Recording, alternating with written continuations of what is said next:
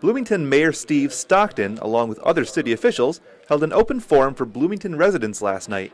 Mayor Stockton commented on the positive tone of the meeting.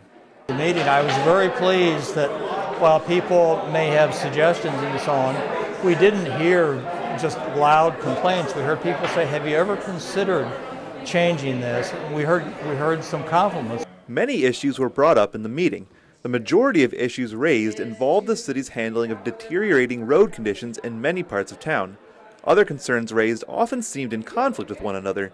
A request for stricter enforcement of noise violations, followed by a question of the actual need for extra officers on weekends.